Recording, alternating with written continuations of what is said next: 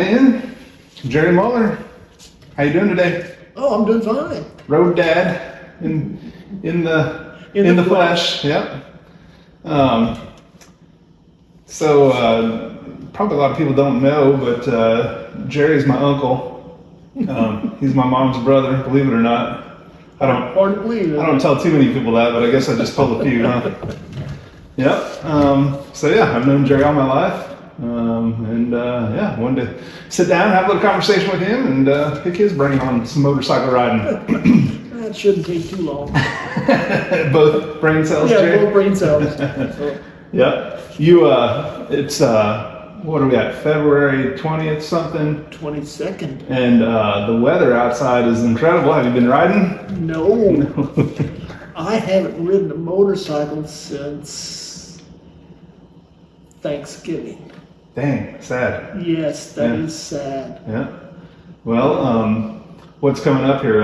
Food Fest. You usually go to Food Fest usually? Yeah, plan on going to Food Fest. That's about a month off. Yeah. So Awesome. Of course, I'm gonna get the bike fixed. So. What's wrong with the bike? The bike needs to have the front fork tubes rebuilt. Yeah. Not a big deal, but it's just getting out in the cold and doing it. Yeah. No heat in that garage? No heat. Dang it. I've got a little propane A heater torch I if can you need throw it, out yeah. there, so Yeah. I can warm it up a little. Yeah. But a day like today, You wouldn't need to, would wouldn't you? need anything. No doubt. Yeah. I won't be able to make it to Food Fest. I'll be in a wedding that weekend, so I'm still trying to figure out if I can maybe cruise back and cruise over there Sunday or something and see people. Probably not. Probably won't happen. So. Well, I'm just remembering last year's Food Fest because that's what I laid the bike down along the White River and evidently gave myself a concussion. Well, that wasn't Food Fest though. That's the Backer Adventure Tour. That was my ride. That was your ride. Okay. Yeah. Damn. Yeah. That concussion's working. Apparently did have a concussion, clearly. We had to, well, I wasn't there when you fell. I heard the story about that. We'll get that in a minute. But I did hear later that you fell and then you took off and everybody was worried about you and didn't know where the hell you went. They thought maybe you took off and landed in another ditch and they couldn't find you. So I ended up coming back to find you here in your garage. And your day was over. Your ride was done. I told them I'm going home. I don't think they heard you. Yeah, but they also said that when they came to you, you weren't moving much. They said you were face down in the dirt and not moving. So they were pretty worried about you. I didn't realize it. I mean, T-Par said I was out for minutes, long minutes, he said. And I thought I just fell down and got up. Oh, man. We're going to get to this. I think there's more. We got plenty more of these stories from you. How long have you been riding, Jerry? Ooh. Since I was about 14, I guess. Yeah. On and off. Yeah. Well, that was mini bike days there. I didn't get my first motorcycle till I got out of college in about 74. What kind of mini bike? This little thing I built out of junk parts and That's what I've heard, go-kart wheels. And then I got pulled over by state police and got told to go home and don't ride that on the road anymore. And he turned around and gave me a ticket that he never gave me. And he wrote one but didn't. He wrote a ticket, never gave it to me, and never said anything about giving the ticket. Oh, wow. And about a week and a half later, I got a call from the Justice of the Peace at the time, and he said, "If you're not up here in a half hour, I'll issue a warrant for your arrest." Wow. So like I it went to went up court? there. Well, back at the time, it wasn't really court, it was JP. All he was the guy who took your fines. Okay, You got a gotcha. ticket, you paid him. Okay. And did you have to go to Jasper to do that? No, it was in Vernon. No kidding. Okay. Yeah. Interesting. Yeah, Yeah. it was in the guy's house. Yeah. Okay. So I went up there and he told me what happened. I said, well, he never gave me a ticket. He never had me sign anything. He said, well, no matter, I've got it, so you got to pay for it. So I had to pay him his 20 or whatever, 30 bucks, Yeah. whatever it was. Yeah. So after that, I just decided, well, why don't I just get a license on that thing? And everybody thought, well, you're crazy, you can't license a mini bike. So I wrote this to the state, the Department of Motor Vehicles, and I asked for a form for getting a license for a motorcycle.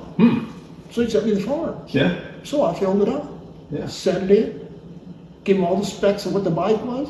And later, I get a paperback and says, here, this is the papers you need. And I went and got license for it. So I drove it everywhere then with a license plate on it. Sounds like the process was a little simpler back in the day, huh? Yeah, it was a little shadier back then. Yeah. You throw enough money at the problem, you can solve it, huh? I've still got the original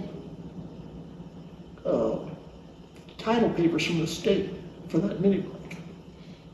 Okay, So that's I cool. wish I had the mini bike. Yeah, right? Yeah. Oh, but homemade. It was like, Oh yeah, it's just. it was like a bicycle that you put a I took frame on? a bicycle frame, chopped off the back, and welded some heavier pieces of steel to it to put a motor mount for a Briggs on it. Oh, shit. And I took it had a forged front fork on it, so it had a really good fork tube on it. So I welded some big old steel plates on there and drilled a 3/4 inch hole in it, and put a 3/4 inch axle through a go-kart wheel on the front and back. Had a little friction drag brake Okay. that you bought from J.C. Whitney and rubbed on the tar. And this is paper money buying this, or mill money? You stored at the mill, huh? Yeah, it was lawnmower, mill money, yeah. That's awesome. But yeah, that was good times. Very cool. I think my mom always tells a story of you on that bike or one of those bikes flying through the backyard, busting yourself up. Yeah, that was on my brother. That was Keith's. He had a Honda that had been set up almost for flat tracking. It had an enormous rear sprocket on it, about 15, 16 inches in diameter. So it was at a real low speed. Yeah. Yeah, and I come flying through the yard and hit a little hump and went airborne for about 60 or 80 feet and crashed. Shit. Oh man, first crash, huh? Slow learner. Some things don't change, huh? No. That's, Oh, shit. yeah, that's true. Something don't change. That was the first of many Jerry Muller crashes. Oh yeah. You've hit a few deer, huh? Uh, And a car, a truck or two? well, yeah, more trucks and cars than deer. Yeah. I really only hit 2 deer. Okay. The one that broke all the ribs, Yeah. 2017. And then a few months later, I'm heading down to through Tennessee, going to do the ride up the mountains. Oh yeah, Blue Ridge Parkway. Blue Ridge, yeah. And I hit a little baby deer. Okay. I was on the big Versus on a street bike, and I saw it all of a sudden come out, and it just hit that front wheel and just took that deer and kicked him off the road. Yeah, but you didn't go down or anything? No, it didn't go down. Yeah, It was just a little baby deer. Okay, all right. For some reason, I thought that some of your worst wrecks were deer hits, but maybe I misunderstand. The most injuries were Okay. from the deer hit. Oh, okay. The ribs and The other one was, the first one was when I was still in college down in Evansville. Guy pulled out in front of me. I hit him about 35 miles an hour and went through the windshield. oh shit. That just Shit. stretched and bent all the bones, but didn't break anything. You're young enough, but Yeah, they still I stretch. was much younger then. What bike was that on? I had a Honda 305, Awesome. about a 70s vintage. They always called it a dual sport. It had high side exhaust on it. I forget Yeah. what the exact model was. Um, I bought it from Tim. Yeah. Okay. My first mistake in buying Yeah. motorcycles is buying it from a brother who tore the hell out. Yeah. Right. I don't think you had anything to do with that guy pulled out in front of you. No, he did everything you bad. Wow. Yeah. That's scary. Yeah. Yeah, there was that. And then the deer. Then the pickup truck down in Rio. Yeah. That screwed me up pretty good. What happened there? You were on new 231 or something? Yeah, I'd gone to Owensboro Yeah. I'd actually I'd worked on the KLR that morning. Okay. I had to tear the carburetor apart and put a new vacuum pump seals in it. Okay. So I figured, well, I'm going to take it for a test ride. Well, the test ride ended up down in Nashville. It's an hour away. Yeah. Oh, Nashville. Tennessee. 2+ hours I drove away. all the way down to Nashville. I looked around down there and turned around. It's a hell of a test drive. Yeah. I came back and made it just south of Rio, where the highway turns and goes a shortcut to Rockport Uh-huh. off of 231. And the guy just turned in front of me and I hit him about 55 miles an hour. So that was the one where I wake up laying in the middle of the road and I look up and it's crystal blue, just perfectly blue skies, no clouds, nothing, dead quiet. And I heard this real angelic female voice say, "Oh, he's dead, you killed him." I said, "I'm not dead." And all of a sudden I heard these people go, and back up. Thought they did you in. Yeah, thought we did me in. And the guy that turned in and crashed me, he ended up hauling me back here at home. Oh, no shit. Yeah, he hauled me back home. So After the ambulance and stuff came, and I said, "No, I don't need to go to the hospital. I'm fine." After I bounced off this truck, yeah. totaled the KLR out. Yeah.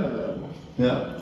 But then about 3 months later is when I started having problems walking, and it turned out I had hematomas in the brain. I remember some of that, Had holes drilled in there, drain the blood out. Real hole in your head. Yeah, real hole in my head, 4 of them. So, fun times. Yeah.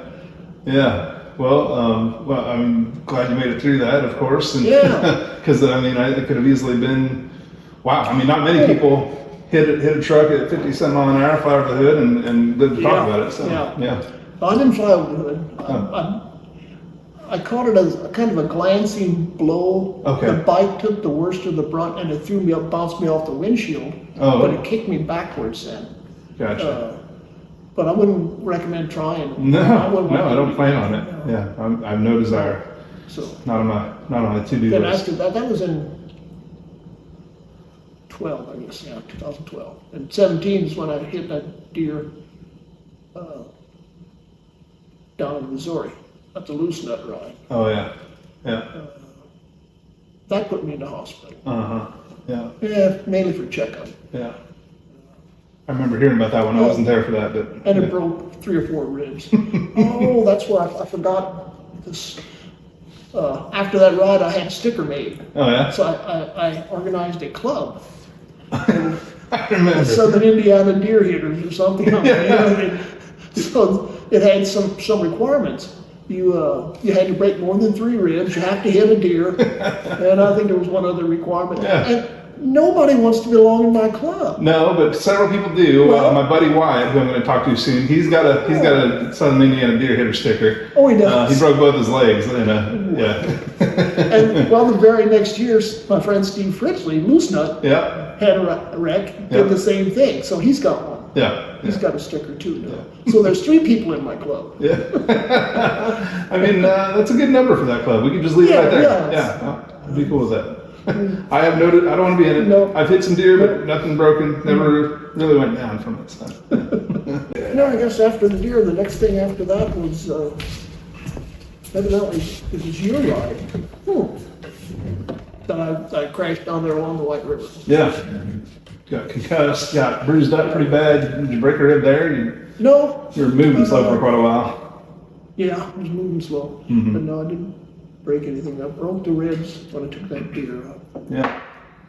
Well, this is actually on my list. All right, so you've been through a handful of pretty serious wrecks and, made it through miraculously. But, Yes. This weighs on a lot of people and it weighs on me too. And I know that you've got 2 kids that, 2 great kids that you care about. And I know that your daughter, gives you some hell about this hobby. But what would you say to somebody who's contemplating or trying to figure out if they want to keep riding when they have a family, when they have a kid maybe, There's inherent risks in it, right? Do they have more obligation to their family not to do that for their young child? That would be a tough one. I've been riding dirt bikes with my son, Craig, quite a few years before I got into the dual sporting, where all these accidents have taken place and stuff. So I was used to getting banged up and stuff, but I never had any serious accidents where I really got hurt or anything. Yeah.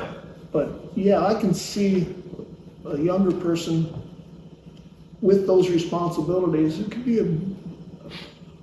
a life changer for you. Certainly. You get hurt, especially if you don't have good insurance. I've been lucky, I had good insurance that covered all the hospitals and stuff. Yeah. So it'd be a tough one to make. My personal opinion is, if you love to ride, get good insurance and get the hell out there and ride. That's right. You're only going to live once. Yeah. And believe me, I wish I'd have started doing this long before I did. Yeah. Yeah. Because it sure is a lot of fun. Yeah. And travel is much better than sitting at home. Well, yeah. Yeah. I mean, I had these same thoughts, these same concerns. I've got a 15-year-old daughter now, almost 16, I started. Well, I had street bikes since I was 20. I had dirt bikes before that, right? So I've been riding for a long time.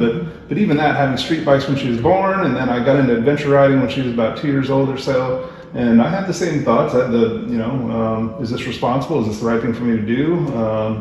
And there's no right or wrong answer. I don't think everybody's got to make their own mind up. But yeah, I'm with you. I just love to ride, and so every time that I told myself maybe I shouldn't do this, I quickly told myself that's not going to happen. I have to ride, right? It's part of it. Yeah. So I got a good job and got good insurance, and I got the hell out there. Yeah. And everything you do in life has risks. Kids that play football, a lot of risks. Every time you get in the car, there's a lot of risks. Yeah. So you kind of mitigate it as best you can. Yeah. Be as proactive on the bike as you can to watch out for other people doing stupid stuff. All the gear all the time and pay attention. Yeah. Wear your gear. Mm-hmm. I mean, I still to this day, I wear, no matter what, I wear my full riding boots and shin guards and a heavy jacket. And a helmet. I never go anywhere without a helmet. Yeah. I wouldn't think of it. I won't ride with somebody if they don't have a helmet on. I don't want to be the one that has to call their wife and tell them, well, his brains is all splattered all over the highway. Damn right. Yeah. Keep them inside the helmet. Yeah. Easier to clean up. Yeah. My good buddy Rod Jerger, who you know, I started riding sport bikes with him when in my early 20s. And he instilled that into me pretty quickly because I was out there. I think I had a helmet to begin with, but I didn't always wear it. And I don't think I even had a jacket when I met Rod. But he told me, he's like, hey, I'd like to ride with you, man. I'd like to, take you along and show you some cool stuff, but I'm not going to ride with you if you don't have the gear on. So he made me go get a jacket and gloves and make sure that I wore my helmet every time. And I've become that person, right? I've become the heavy advocate of that I'm like you. I won't ride with somebody that doesn't have a helmet on. Yeah. In fact, I will give somebody shit all day long if they don't have a jacket and gloves on.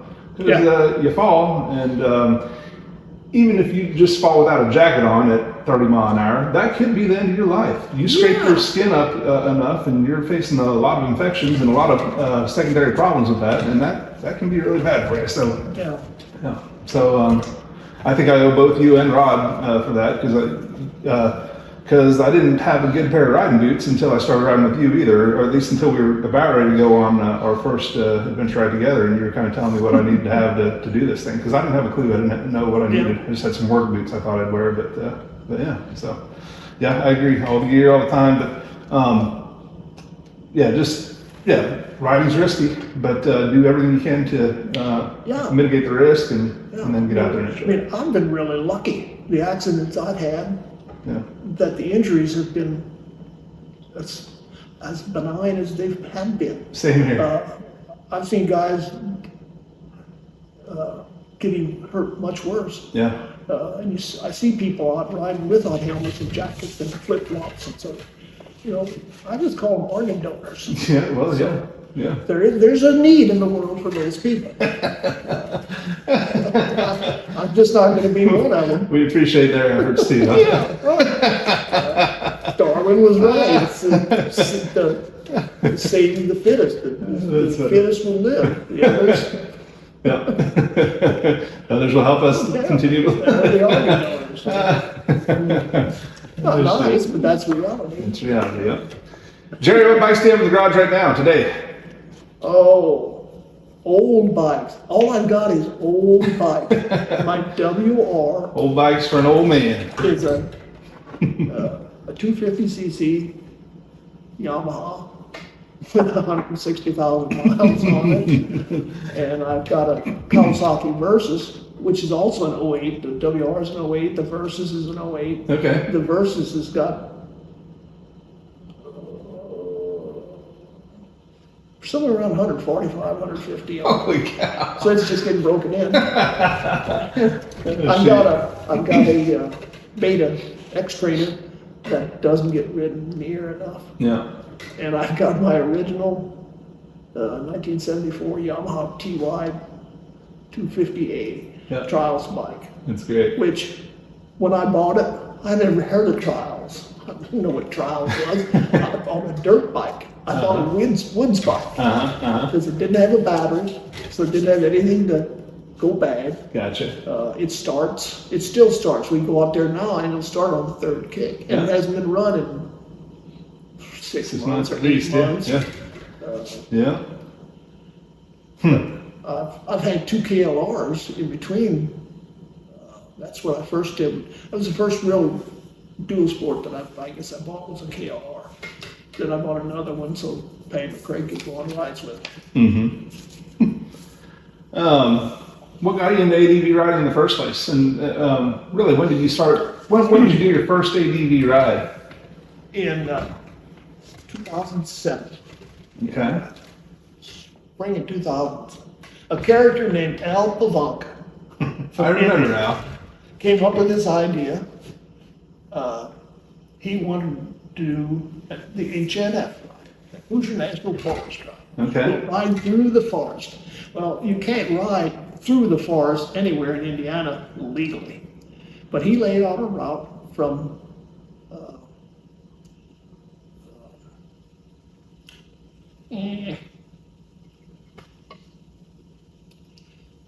names of towns. Same place it's in Martinsville, or? Up near Martinsville, Yeah. and down to Tell City. Okay. So it was basically a back road, rock road, some paved road, and he laid it out down, and that was it. So we drove down. Everybody stayed in a motel. We went out and had supper together, and the next day everybody just kind of took off and went their own way. Yeah. Because he had no plans for a return ride. And this wasn't like a common thing necessarily at that time, right? No. Organized rides No. or. No. Yeah. Then it just kind of took off. Well, he didn't want to do them anymore. So myself and another guy decided we would lay out a route. So each year, Tim Weaver would lay out a route from northern Indiana down about halfway to, like, say, I-64. Then I would lay out a route down to Tell City and back up to 64, somewhere along there, and he would finish the route back up. So we split it for a couple of years. Then he decided he didn't want to mess with it anymore. So I said, well, I'm going to continue this. So I've just been doing it. This is year 18 going on this year. So, it's getting harder to find new roads because they don't make anymore. And you try to keep it in or near the Hoosier National Forest, right? Yeah, which is pretty hard to do because the Hoosier National Forest is just a narrow strip down through the state. Yeah.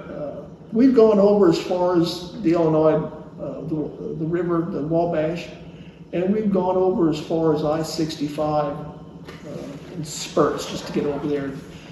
But I try to keep it as much in the woods as possible and make it different every year. Yeah. It's never been the same route. I've never used the same route. Yeah. It's always a little different. You use some of the same roads, but I'll try and lay it out so it's a different combination of roads. Maybe run it in a different direction. Well, and so far you've still surprised me every year, taking us on roads we've not been on, and great roads at that. I still find roads that that I don't think I've been on. Yeah. They're still out there. They're just getting harder to find. Sure. And to keep the mileage within reason. Yeah. Because the time we do this in mid-October, the days are pretty short. I mean, it doesn't get light till 8, if you're lucky, 8:30, and it's dark at 5:30. Yeah. And so you get a ride, and most guys, you know, the whole purpose of this ride is to get new people out and riding. Yep. So you don't want to overload them with too many miles. So I try to keep it under 200, 180 is plenty. The best part of the ride is meeting with people at night.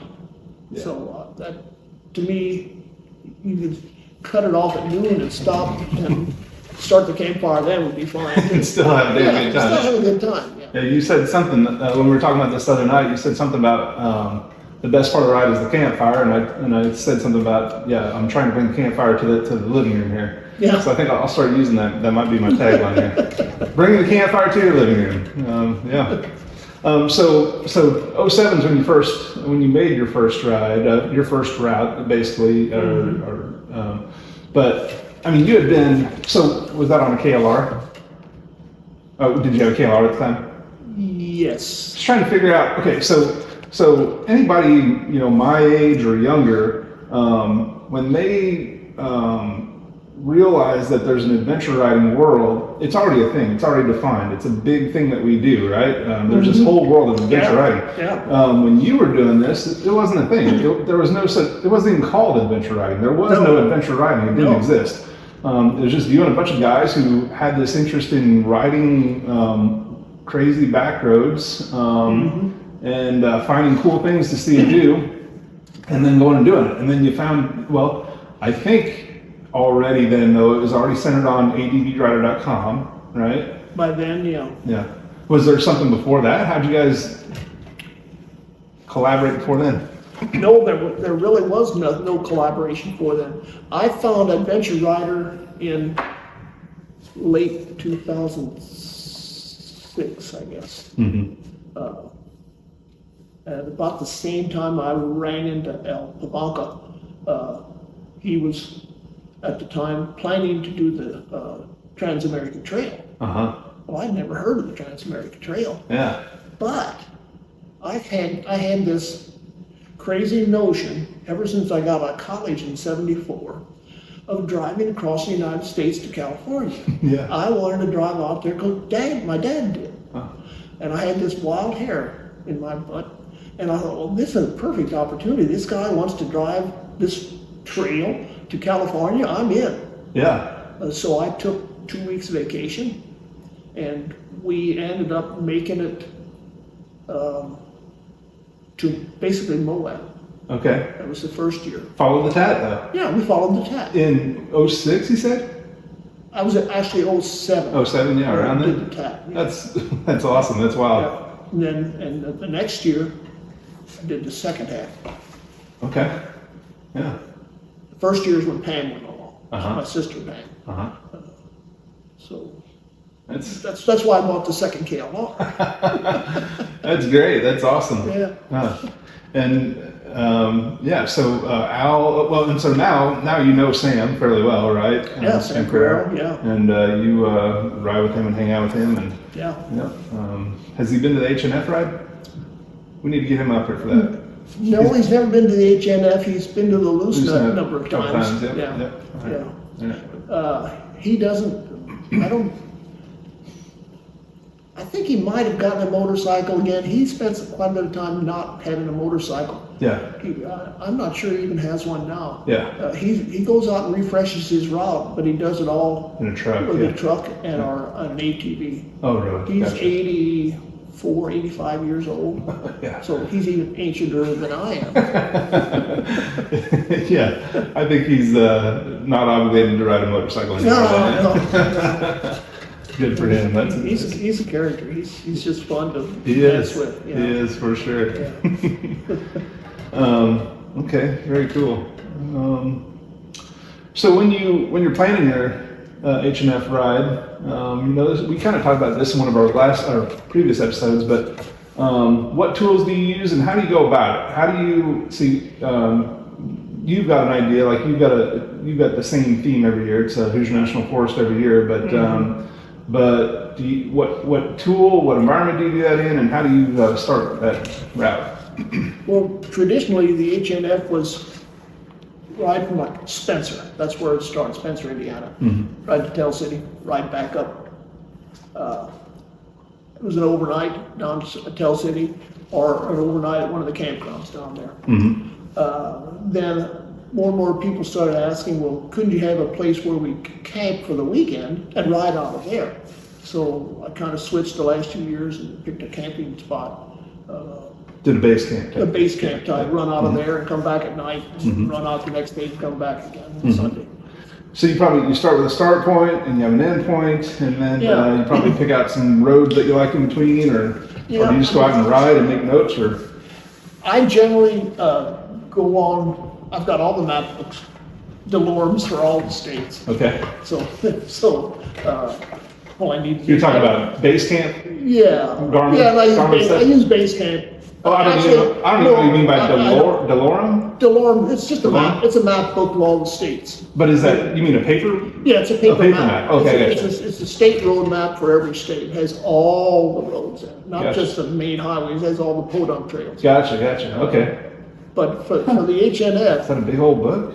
Like a big atlas book? Yeah, I gotcha. yeah, we'll go over and get one. We'll get a picture of it, yeah, we'll put it on. But for the HNF, basically I went in and I used MapSource, which is the precursor to Basecamp. Which MapSource is understandable, Basecamp is modern garbage. So I'm still using the ancient MapSource, which has been defunct for 8 or 10 years. I have an old MapSource CD in my closet. I'm not sure if I ever did use it or not. So It came with my old ancient Garmin GPS. basically I'd go on the computer and put that Basecamp map in, or the MapSource map in, and start picking points. Yeah. Picking points on roads and back roads and whatever. And that's basically what I just, But what are these points? Are things that you've ridden to and you know about, or? no, it's just points on a line. Something That's that a road. looks interesting. Yeah. Gotcha. I haven't been on that road, so let's go on that. Gotcha. So I make points, Yeah. and then I run it together and make a track out of it. So say if we're gonna do like the HNF this year, I'll lay out a track, there'll be 4 tracks. And say we start at Spencer. Well, the track 1 will run from Spencer down to roughly I-64. That'll be one track. Then there'll be another track that runs from there down to where, if we're staying in Tell City, run down to Tell City, so track 2. Then there'll be a track 3 that gets you back up. So there'll end up being 4 tracks. And it's all I just pick points. Then once I've picked that, I'll go out and pre-ride it in sections, whatever usually I go to the midpoints at 64 and take track 4 first, so I run back up to Spencer and run back down here, so I can do that in an easy day. Yeah. And then the next year, some other time, a week later, I'll run the other section. Yeah. So I proof it and then clean it up Sure. and post it. Yep. How many days do you think you put into planning your route, your yearly H&F route?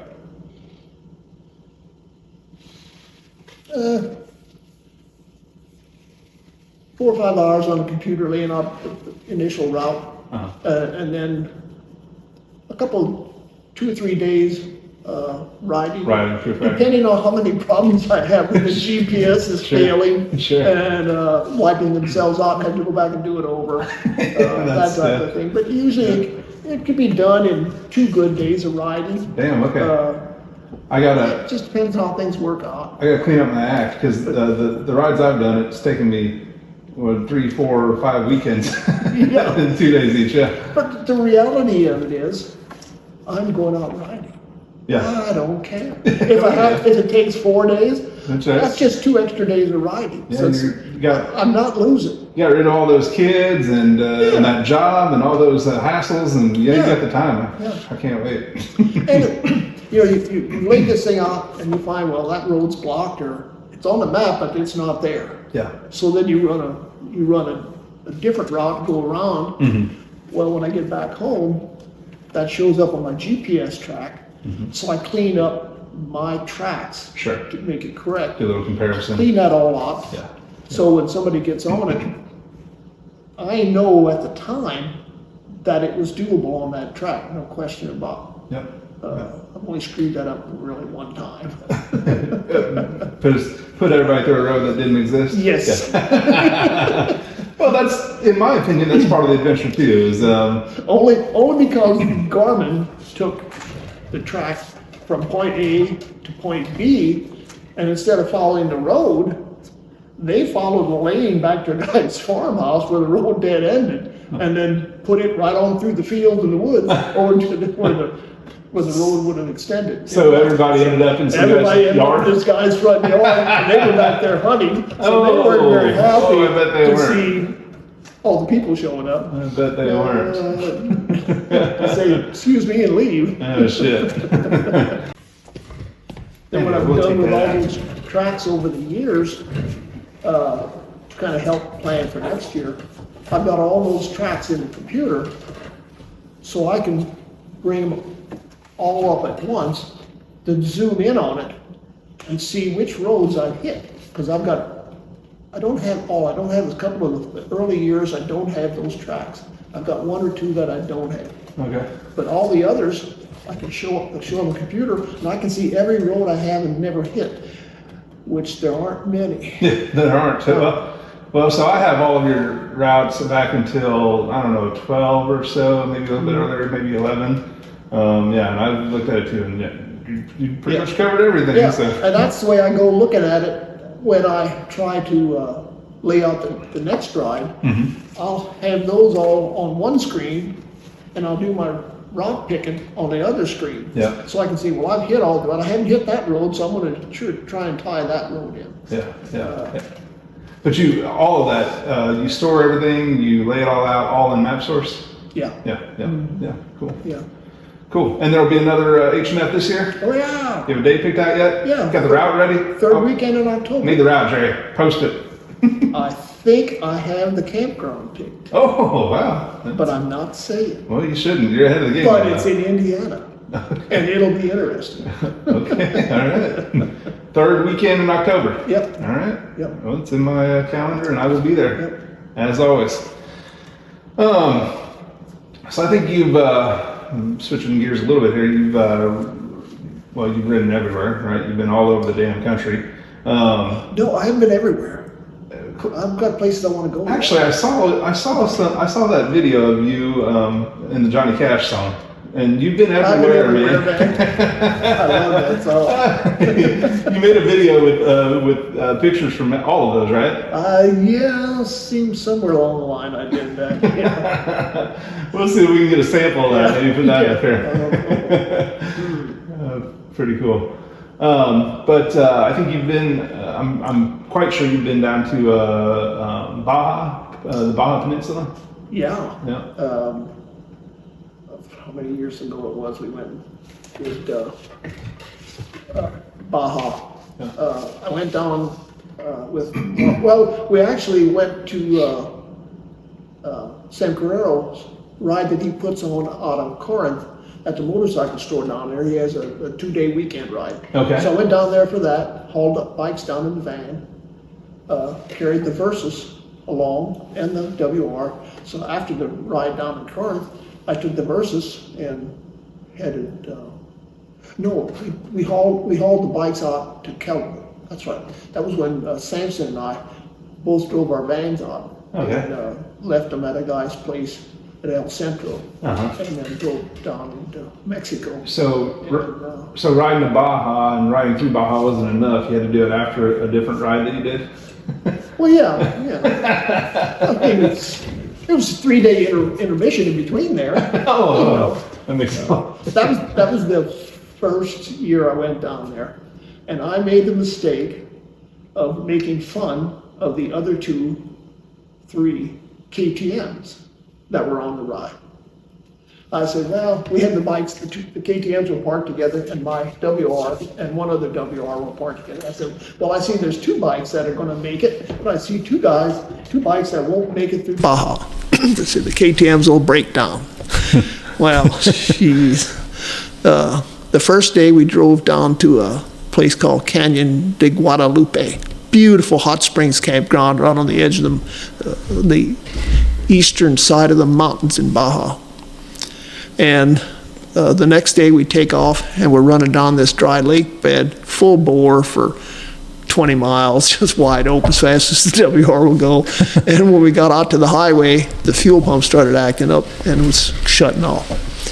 So we got to a little cantina and I said, you guys, I said, I'm not going to run your ride because who knows what's going to happen further down. I said, I need to get my ass back to El Centro. Yeah. So the guy that ran this little cantina said, one of the guys could speak enough Spanish, he set up the deal. He said he'll drive you back up on his little pickup truck. So he said, and that's the only Spanish I know is 300 US dollars. That's 300 US bucks. Yeah. It's 150 miles. Okay. Highway miles to get back up to $2 a mile, huh? And I thought, shit, that's a bargain. Yeah. So he would have done it for half of that. I'd have paid him twice that because I can't push that bike that far. That's true. That's true. And I didn't want to leave it and walk back. No. Or take a Mexican bus. It was a fuel pump.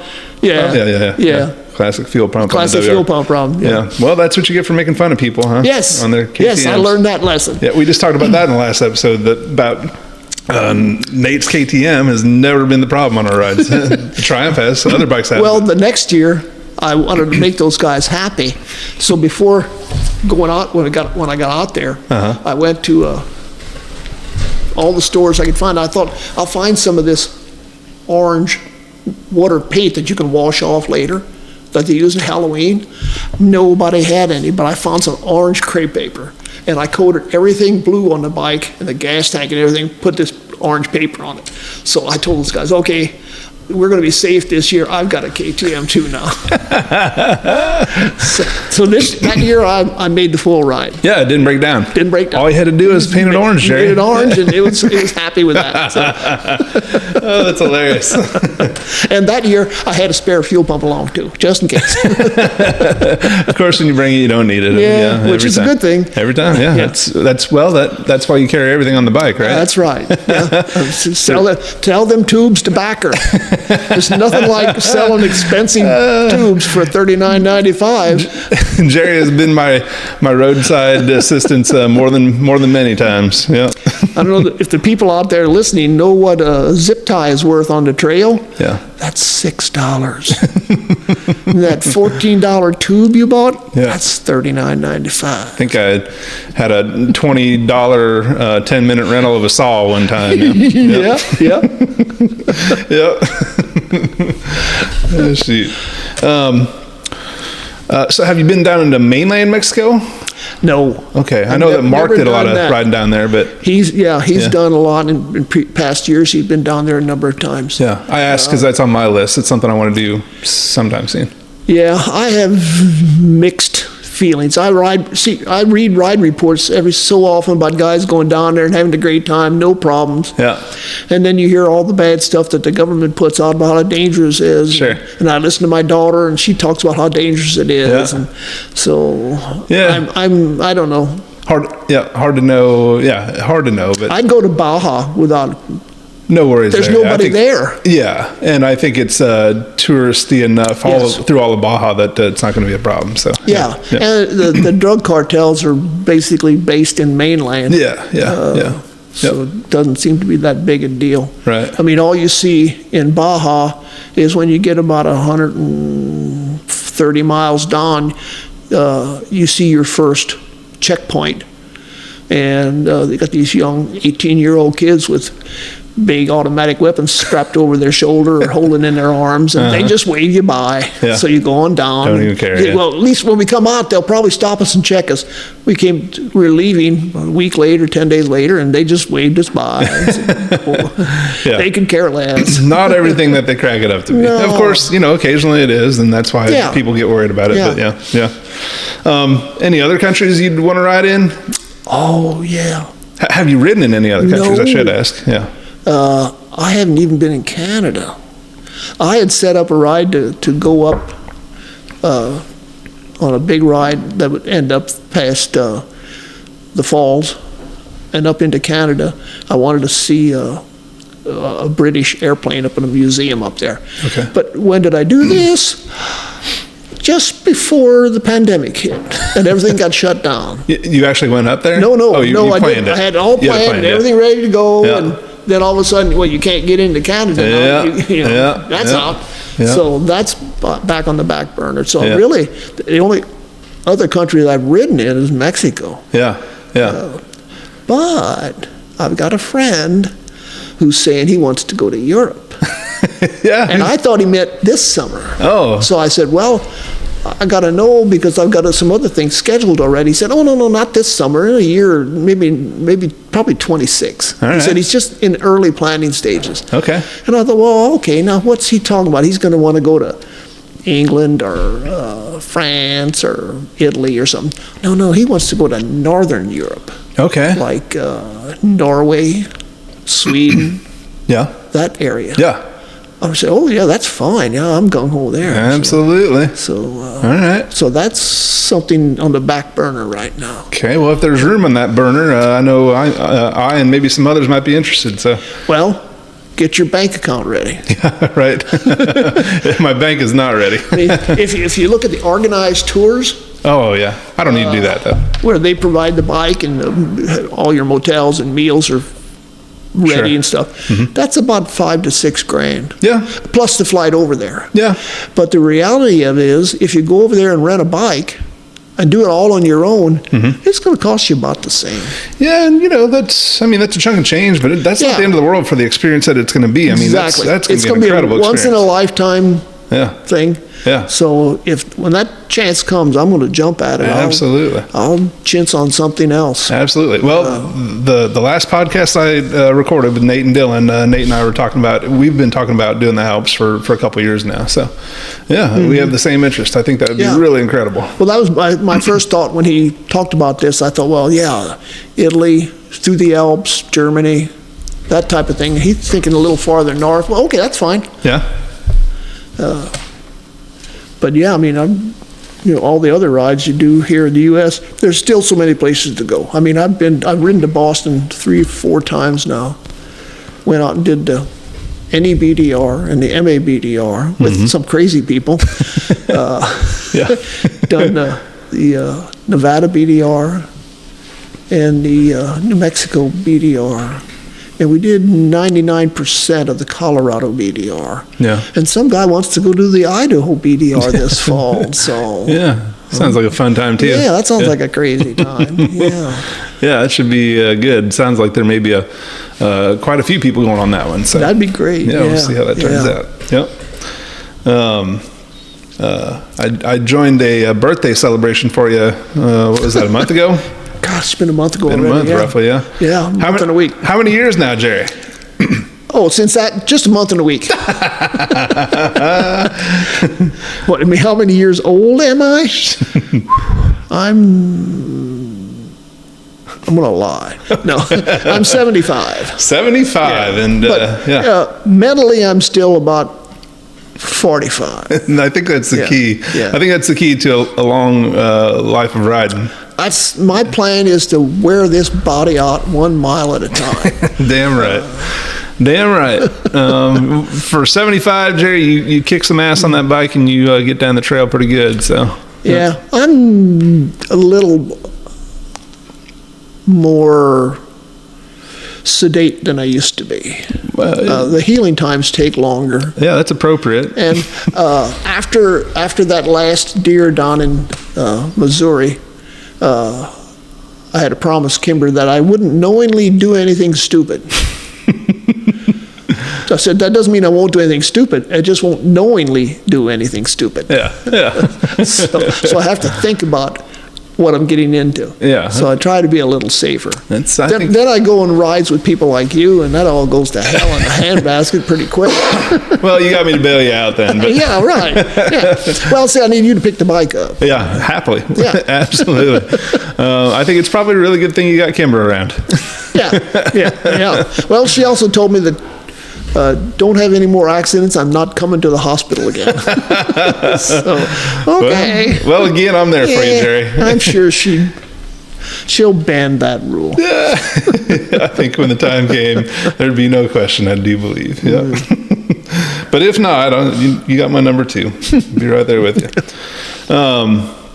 So we kind of talked about it, but you have 2 kids. You have Kimbra and Craig. Mm-hmm. How old is Craig? Okay. Sorry, not to put you on the spot, but he's a couple years younger than me. 15. God, is he 39? Yeah. Yeah, Kimbra's 42 or so. But Craig rides too, and you have ridden together a fair amount. In fact, my first real adventure ride, we did the Continental Divide Ride north from Steamboat Springs north. Yeah, and it was you, me, and Craig. Yeah. Really threw me in the deep end there for my first ride. The tube adventure. Oh man, we'll have to see if we can get that picture. Get that picture up. Yeah. There's a good picture of me with 4 tubes on my arms that Jerry loves to tell this story. Slow down, we got plenty of time. We don't have any more tubes. So what happened? We pull up in this little 1-horse town to eat dinner. Went in and ate dinner, right? Came back out. Flat tire. My tire was flat. My back tire was flat. And this tire, I'm going to blame the tire, okay? It's not my fault. It's the tire's fault. This tire, I'm pretty sure it was a Bridgestone, and I remember it had been a real pain to get on the rim. It was just tighter than normal, right? Yeah. So sometimes you get a tight tire and they're hard to spoon on. And this one was that. It was hard to spoon on, but also, I was fairly new to adventure riding, fairly new to the dirt bike. I'd only changed the tire on it a few times. I'd done my sport bike a whole bunch, right? But there's no tube in that, so it's easy. You just go to town, throw a tire on there, no big deal. Yeah. But when you're dealing with a tube, it's a different story. So that tube adventure, was that the first tube or the second tube? That was the second. You're right. That was the second one. Yeah, the first day, we had done some high-speed highway to get somewhere, and it started to drizzle, and he's got a flat tire. And we pull it off, and I look at that poor tube. It's already got 4 or 5 patches in it. And he didn't puncture it. He just rolled the patches off because they got so hot running the highway that it looked like little cigars laying in there where it rolled the patch off. I didn't know any better. I had patched tubes in my bicycles all my life, I patched tubes forever. On the dirt bikes, it's no problem because you're in the dirt and the tires don't get that hot. But on the highway, they get hot. So that was tube 1, and I remember we pulled into like some ranch or something. It had a big thing over the and already first adventure ride, and I'm here trying to hang tight, hang tough with Jerry and Craig and be cool, and I'm slowing the show down. So I was already pissed that I was the one having problems. So I changed that tube and got away with it. Changed that pretty quick. And I think even then Jerry was like, slow down, here, take this rag. Don't throw your damn axle in the gravel and get rocks all over it. I was just like, I got this. I'm going to get this damn thing changed. It's like, we're not in a freaking hurry. We're having a good time. I was embarrassed. So it takes a half hour to change a tire. I was embarrassed. No big deal. Shit. All been there. So the first one actually went off without a hitch. Got that back in and rode another day or two, and then we pulled into this diner, went in to eat, and came out, and my back tire's flat again. And then what happened, Jerry? Well, that's when you kept getting too rambunctious and you kept pinching them, putting them in. Same thing. Got excited. So the previous day, or a couple days with that first one, he had used, I don't know if you had a spare or not. Maybe you did. And you put that in. Then this day at the restaurant, we used my backup. Then we used Craig's backup. Then I went in and asked the guy in the restaurant, is there a motorcycle store? And said, 3 miles down the road. So I kept pinching the damn thing. And bought a tube. So we I used my tube on the first day. We got to the restaurant. Jerry graciously gave me his tube to put in there, and I was in a hurry because I was, again, embarrassed and pissed off, and I pinched that tube that Jerry gave me, and so then Craig gave me his tube because god dang, these guys are great, and no, I didn't learn my lesson. I was more frustrated than ever, and so I was ripping that damn tire on and off, and red in the face and embarrassed, and to nobody's surprise, I pinched Craig's tube as well. Yep. So that's when I ran down to the parts store. Luckily, it was a couple miles away, and bought a tube. I bought a couple tubes. Came back, Backer's sticking that one in. Well, he won't slow down, and he pinches number 3. Yeah. So I said, well, here's another one. He put that one in and pinched it. So that's 4. Yeah. I said, Backer, that guy has one more tube. And he said, the next motorcycle shop is 50 miles away. I said, what are you going to do? Backer said, why don't I just take this tire down there and let him put it in? Which you did, which I thought was a good move. Jerry. Now, we didn't throw those tubes out that night. Well, by the time we got the 4th tube, the 5th tube in it, and it wasn't leaking anymore, it was late in the day. I said, well, there's no sense in going on. It's too long a stretch before we'll be able to stop. So we just got a motel across the road and stayed there. Which didn't make a bit of difference. We were having a great time. Then the next day, you decide you want to go riding in the St. Anthony sand dunes. Oh, yeah. I remember so that. He gets a whipping aerial to put on his bike, and we go down there. Well, the last thing I want to do is go riding the sand Jerry was not a fan. Screw that. I'll sit here and wait. Craig and I had a damn good time though. I had never ridden on a sand dune or sand at all, I don't think. So, and it was I'd been in Mexico. Cool. I had enough sand. It's pretty cool. Yeah, we'll actually be close enough to that on our Idaho return trip. I think I thought about taking us through there, but I think it'll be a little bit out of the way. So, just for you, Jerry, I was going to take us through there. Well, you'll be going through there. I'll just be parking there watching you. I'll stay back at the motorcycle shop buying tubes. Yeah, no shit.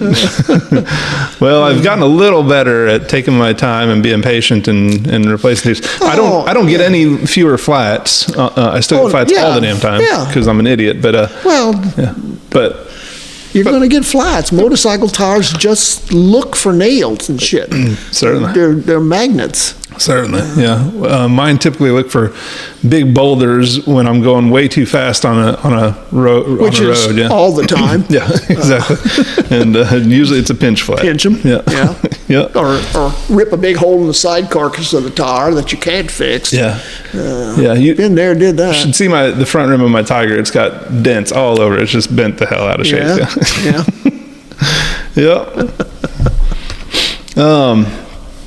Let's see here. I know that you have an interest in Tesla. I remember every now and then I'd come over here and the building of the Gigafactory would be on the TV every time I came over. Have you ever ridden an electric bike? No. Have you ever ridden in an electric car in a Tesla? No. Oh man, we got to make this happen. Yeah. We had a perfect opportunity about a year ago. Somebody Tesla had one parked out at the Schnitz. Oh. You could go out there and click a phone number or something, or scan something with your telephone, and they would give you the door keys, and you could take it for a drive. No kidding. I had not heard about that. And I kept saying, Pam, we got to go do that. We got to go do that. Let's plan on doing it. Well, we didn't plan on doing it until after they pulled the dang thing and it was gone. Ah, damn it. A week and a half later, like an idiot, I should have just gone out and done it. But I got on Tesla when I retired in 2014.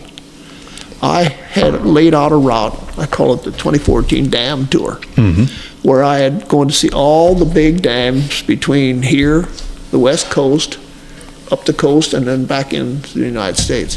And I stayed in Phoenix because I needed a tire. And the closest, well, Phoenix has a GoDaddy Oh, yeah.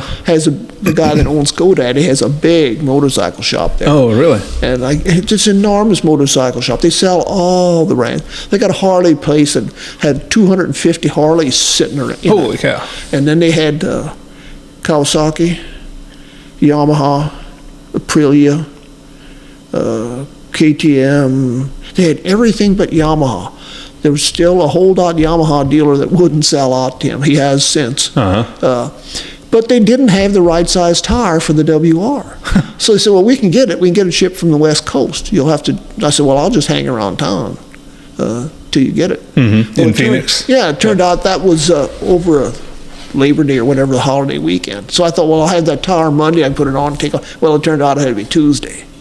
So I ended up having a couple of days in Phoenix. Yeah. And I had gotten a place right downtown. And there's this big downtown, big, beautiful mall.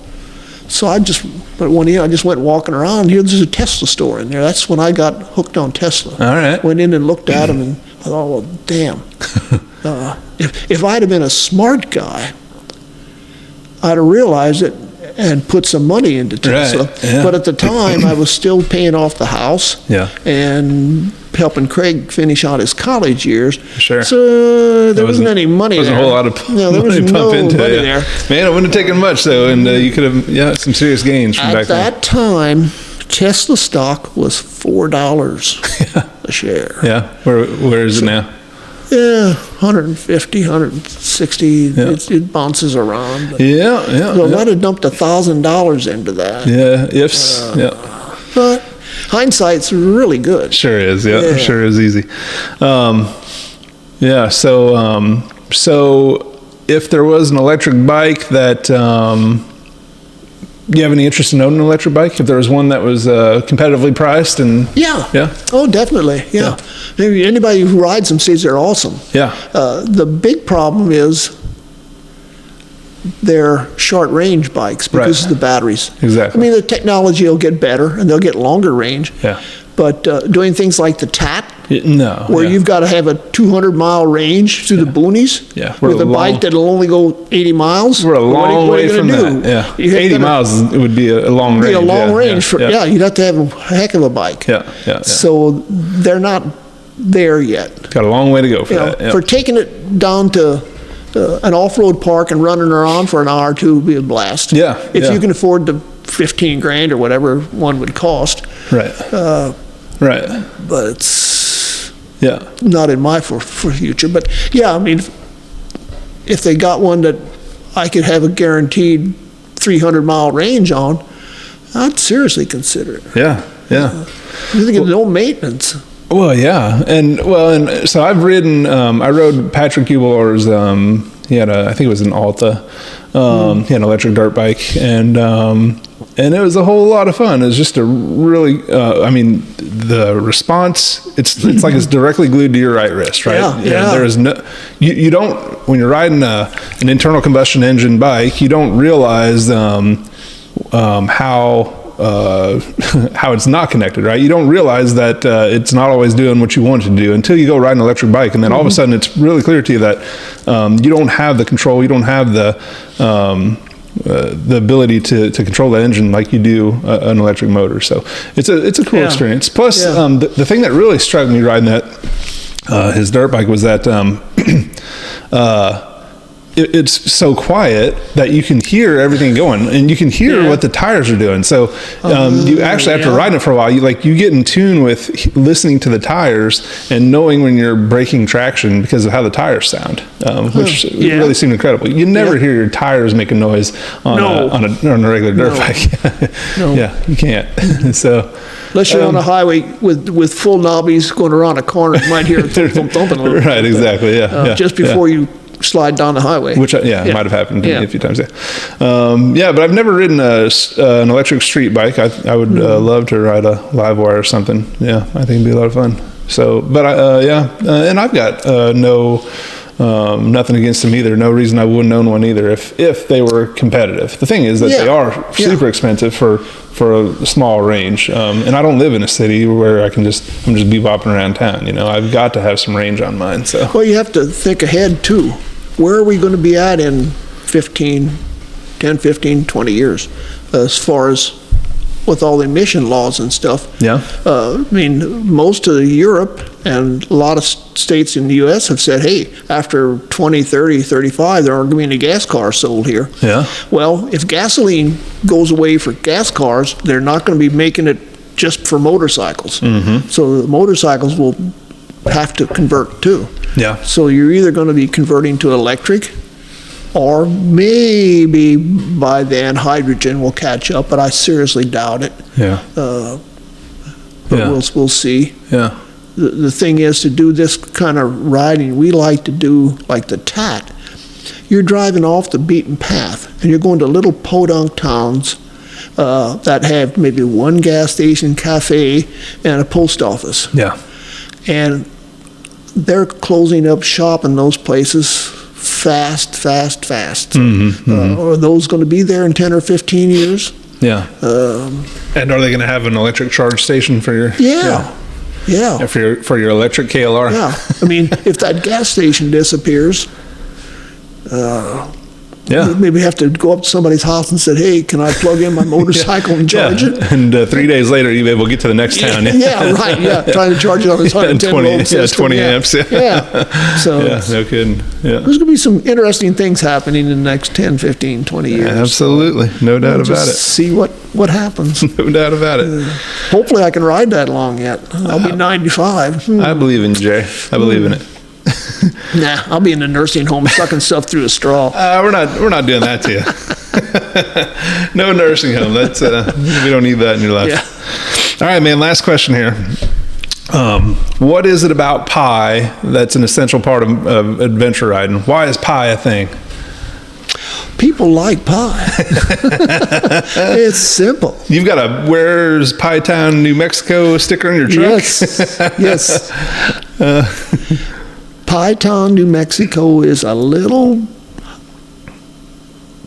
nothing west of Grants, New Mexico on I-40, or on Highway.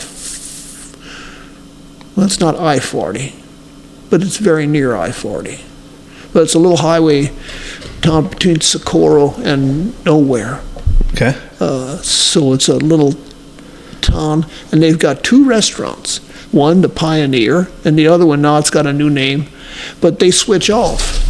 1 week, one of them's open 3 days, and the other one's open 4 days, and the next week, this one's open 4 days, and that was 3 days. two restaurants in town, and Two restaurants. and So they have to switch because there's not enough business keeping both open, huh? And it's right on the CDR.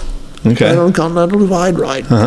So all the hikers and all the bikers stop there. And this couple, LaRonda, I forget the first name, they raised their kids there and had this relatively nice house, kind of patched together like you see a lot of stuff out in the Southwest done, of bits and pieces here and there. But as their kids grew up and moved away, they decided to build a new house. So rather than sell the old one, they made it available to hikers, a place, made it a hostel. Oh, wow. So you could stay there overnight. Okay. So there's always a place to stay in Pie Town. Yeah. The toaster house, they call it. Because 1 year some people were out there and the toaster didn't work. So they sent them, when they got home, they sent a new toaster out. So the old toaster went and got stuck on this little rose trellis in the entrance. Okay. Well, then there's an electric drill. Then there's this, that, and the other. Anything electric, it's all hanging on this old trellis. All got added on there, for the entrance to this place. So, Did you add something to it? no, no, I Don't carry much electric I on your haven't bike, sent them huh? any appliances. But you go there and you stay. They don't ask any money. They've got a big freezer out back full of Schwann's foods, and you take what you want and you leave what you think it's worth. Wow. Yeah. So you leave a donation in a jar That's great. and sign your name, put your little story in their logbook. Need more of that in the world. Yeah. Yeah. Yeah. And so that's how they operated that place for years. I don't know, I guess the first time, well, it was the year that Craig and I did the first part of the CDR, which was the year before we did the second with you. Yeah. whatever year that was. Yeah, yeah. And I've been back there twice. I haven't stayed there again, but I've been back to visit. To Old Pie Town, huh? Yeah. Yep. Yeah. Cool. What's your favorite kind of pie?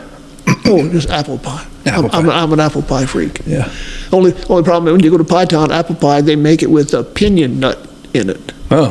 which is a nut off of some sort of pine tree. So it's got a pine tar taste to it, and I'm not really thrilled with that. Gotcha. Yeah. But it's still good. Yeah. Cool. And it's just a neat place to stop. I mean, it is in the middle of nowhere. All right. Have you ever heard of the VLA, the Very Large Array, where Jodie Foster finished her movie there, standing with the big satellite dishes? Okay, I don't know the movie, but I know about the Very Large Array. Well, that's right down the road from there. Okay, all right. So you have to go visit that. Okay, all right. So I'll put it on the list. Yeah. Sounds like a plan. it is. Jerry, awesome talking with you as always. I enjoyed it. I think we'll do it again. I'd like to maybe get you into some technical discussions too on motorcycle stuff. You're always up to speed on things. So I'll be back. We'll make this happen again. Okay. And man, can't wait to ride to through Idaho with you this summer. Yeah, that's going to be a blast. Yeah, show these young bucks how to ride. So yeah. Yeah. Yeah, because I've done some of that up there, and it ought to be awesome. I think the Idaho is going to be one of the milder Oh, really? ADRs. But I think it's one of the longer ones. So yeah, It is long. Yeah. Yeah. Okay. Well, But either way, it's going to be a good time. I've followed a lot of it on Google, but it's hard to tell depth. You can't see the depth on Google. Sure. Yeah. But it looks pretty civilized. Either way, we'll get the campfire stories going. It's not like doing the tour of Idaho. That's a whole different ball game. Well, that's going to be part of our return trip. So It's part of your return trip. we'll drag you through it. From what I heard, the northern part of the tour of the Idaho is strictly for light bikes carrying no luggage. Yeah, we won't be doing all that stuff. Yeah. No, we won't put you on anything we can't manage. So we'll figure it out. What's this wee stuff? Yeah, you're part of it, buddy. Like it or not. I know how to go around it. Remember that I told Kimber I won't knowingly do anything stupid? I try to follow that mantra. Well, you're going to have to not know about it then. Yeah, right. Yeah. But I am anxious to go back to the start there at Jarbidge. Okay. That's a neat little town. Yeah. So, all right. Yeah. looking forward to that. Me too, man. Yeah. All right, Jerry. Thanks, man. Thank you. Take care. Glad to talk to you. Yep. Hasta la vista.